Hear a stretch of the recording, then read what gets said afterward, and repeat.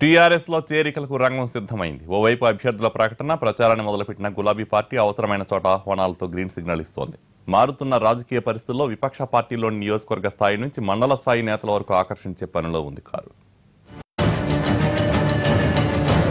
ఓవైపు అభ్యర్థుల ప్రకటన, అసంతృప్తుల బుజ్జగింపులు, ప్రచారంపై కసరత్తుతో బిజీగా ఉన్న టీఆర్ఎస్ మరోవైపు ఆపరేషన్ ఆకర్ష్ పైన దృష్టి పెట్టింది. ఇప్పటికే అసెంబ్లీ నియోజకవర్గాల్లో మండల స్థాయి నాయకులను అవకాశం ఉన్న చోట పార్టీలోకి తీసుకున్నారు. ఇక నియోజకవర్గాల్లో అవకాశం ఉన్న చోట పార్టీకి ఇబ్బంది ఉండదని అంచనా వేసి ఇతర పార్టీ నేతల చేరికలను గ్రీన్ సిగ్నల్ ఇచ్చింది గులాబీ పార్టీ. ఇందులో భాగంగా మాజీ స్పీకర్ సురేష్ రెడ్డితో కేటీఆర్ సంప్రదింపులు జరిపి చేరికకు లైన్ క్లియర్ చేశారు. హైదరాబాద్ టీఆర్ఎస్ భవన్లో సురేష్ రెడ్డి ఇవాళ టీఆర్ఎస్ తీర్థం పుచ్చుకుంటారు.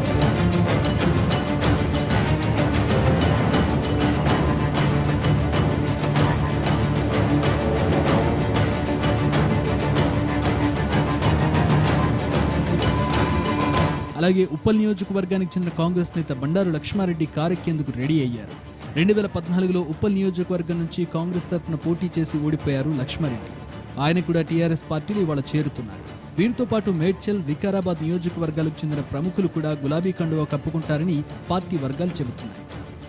మారుతున్న రాజకీయ సమీకరణలను ఎప్పటికప్పుడు అంచనా వేస్తున్న టీఆర్ఎస్ ప్రచార దూకుడుతో పాటు ఆపరేషన్ ఆకర్ష్ స్పీడ్ పెంచే పనిలో ఉన్నట్టు కనిపిస్తోంది.